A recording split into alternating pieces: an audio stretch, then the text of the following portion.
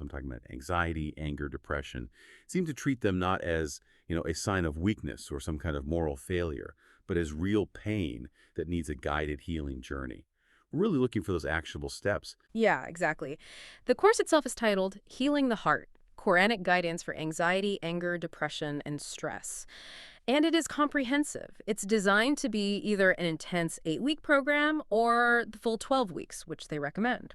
And you can do it on your own or in a group. But what's really striking right from the start is the core philosophy. It insists that emotional pain is real, it's valid. And it says very clearly that faith and professional mental health support are complementary. They are not opposed to each other. So this is a spiritual support system meant to work with clinical care, not replace it. And they ground the whole thing in that promise from the Quran, a healing and a mercy for the believers. That's a huge deal right there. That idea of it being complementary, it just takes away that feeling that you have to choose between faith and getting professional help. So let's get into the structure. Week 1 is called Foundations, and it focuses on the concept of qalb, the heart. Why start there? I mean, in a lot of Western models, you'd start with, cognitive behavioral stuff or external triggers. Why the heart first? Well, it's a completely different philosophical starting point rooted in the tradition. The belief is that divine guidance addresses the cold before it addresses behavior.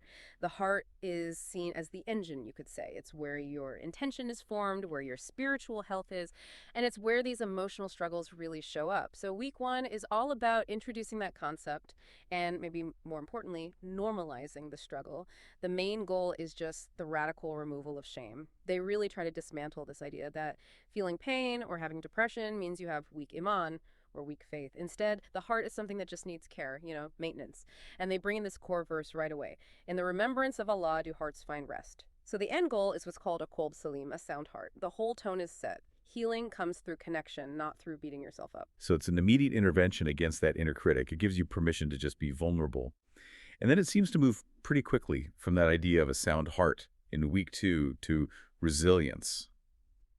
The topic is tests, pain, and divine wisdom. How do they separate pain from punishment? Because that can be a massive hurdle for people who are suffering. It's all about the reframe. Mm. The course helps you actively develop sabr, which is, spiritual patience and perseverance.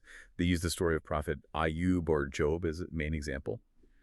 His story of intense, long-term suffering is basically used as proof that hardship can be a test that elevates you, not necessarily a punishment for something you did wrong.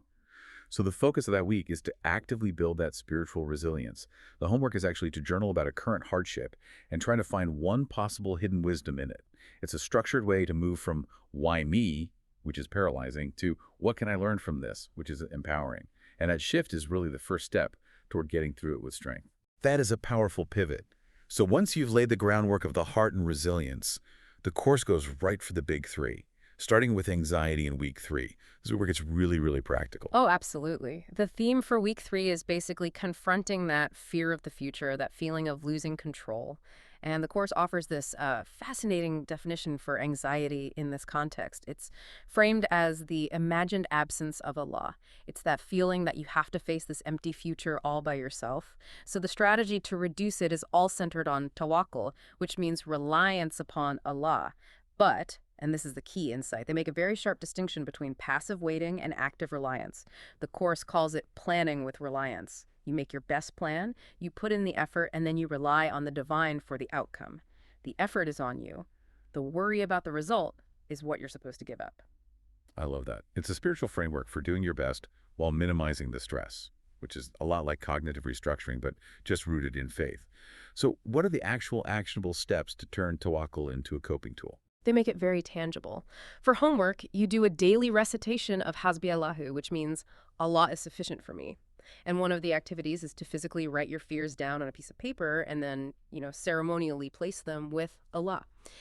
It's a simple physical act of outsourcing that burden. It makes the abstract concept really concrete. That's the key, right? Making it practical. Okay, so if anxiety is about the future, what about the present? What about that immediate, intense energy of anger in week 4? Repression isn't healthy, but rage is destructive. How do they teach mastering it?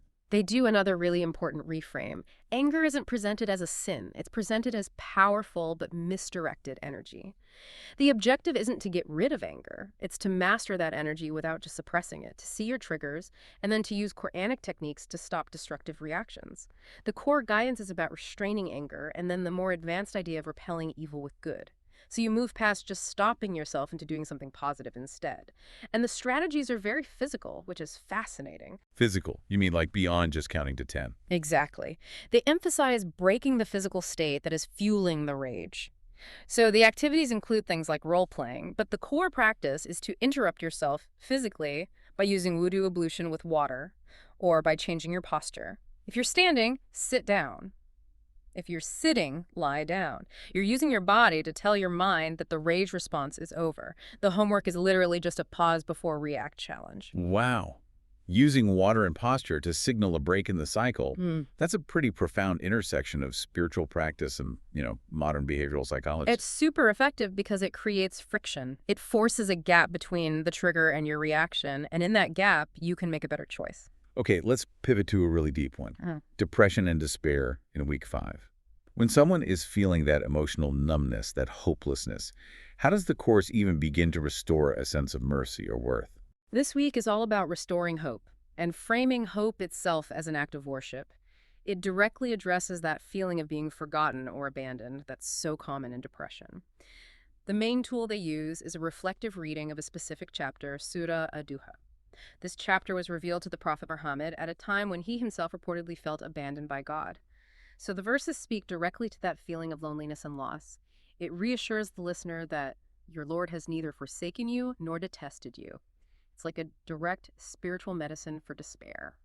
And they pair it with the verse, do not despair of the mercy of Allah. So the text itself becomes the anchor when you're feeling numb.